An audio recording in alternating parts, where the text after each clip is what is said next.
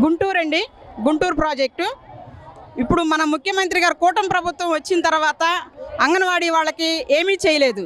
మేము అంగన్వాడీ వాళ్ళకి మా ప్రభుత్వం వచ్చాక మేము చాలా చేశాము, 9 కోరికలు నెరవేర్చాము అని అంటున్నారు. ఏ కోరికలు నెరవేర్చారో మరి మాకు పేపర్ పూర్వకంగా ఇస్తారేమో అడుగుతున్నాము.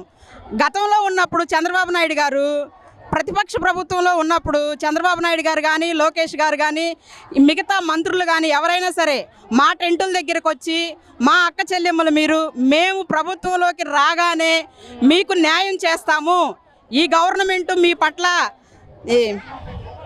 చాలా సానుకూలంగా ఉన్నాము మేము అని చెప్తున్నారు. కానీ మాకైతే ఏ న్యాయము చేయలేదండి. మీరు మాకు సంక్షేమ పథకాలు ఇస్తున్నాము అని అంటున్నారు. ఎవరికి ఇస్తున్నారో కనుక్కోండి. 1,00,000 మంది ఉంటే 1,00,000 మందిలో 6,000 మందికో 7,000 మందికో అందుతాయి. కానీ మీరు మా డిపార్ట్మెంట్ పరంగా తీసుకోండి, ఎంతమందికి ఏమేమి ఇస్తున్నారో. కనీసం మా ఫ్యామిలీస్లో ఎవరన్నా దేనికన్నా పెట్టుకుంటే మీరు అర్హులు కాదు, మీరు గవర్నమెంట్ ఎంప్లాయీస్ అంటున్నారు. టీచర్స్కి వచ్చేసి 11,500.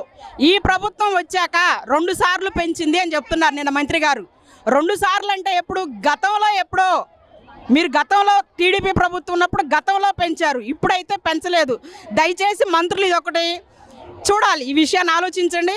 అలాగే చదువుకునే పిల్లలకు కూడా ఫీజు రీయింబర్స్మెంట్ కానీ అమ్మఒడి కానీ ఎవరికి ఇవ్వటంలా. కారణం మేము గవర్నమెంట్ ఎంప్లాయ్.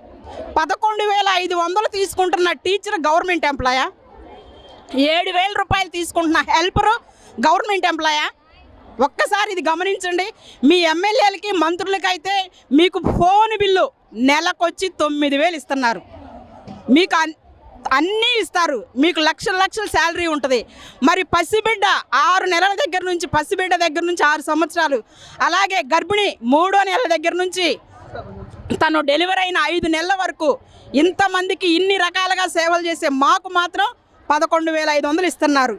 కానీ గొప్పలు చెప్పుకోవడం మాత్రం చాలా గొప్పలు చెప్పుకుంటున్నారు. దయచేసి ఏ ప్రభుత్వం వచ్చినా కూడా అంగన్వాడీ వాళ్ళని ఎందుకు ఎంత చిన్న చూపు చూస్తున్నారో మాకు అర్థం కావటం లేదు. ఇచ్చిన 9 హామీలు 8 హామీలు అమలు చేశారు, ఒక హామీ కోసం రోడ్లు ఎక్కుతారా అనేది ఈ కూటమి ప్రభుత్వం ముఖ్య మహిళా మంత్రులు చెప్తారు. లేదండి, ఏమీ చేయలేదు.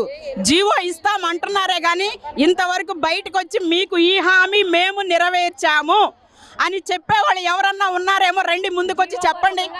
జీవో పరంగా అసలు ఎవరూ ఇవ్వలేదు. గత ప్రతిపక్షంలో ఉన్న ప్రభుత్వం దగ్గర నుంచి కూడా ఇస్తాము, మేము ఇస్తాము అని వాళ్ళు మోసం చేశారు. ఇప్పుడు వీళ్ళు వచ్చి మేమున్నాం మీకని వీళ్ళు మోసం చేస్తున్నారు. మాటలు చెప్పుకోవటమే కానీ హామీలు అనేవి ఏమీ నెరవేర్చలేదు. దయచేసి ఇది గమనించండి.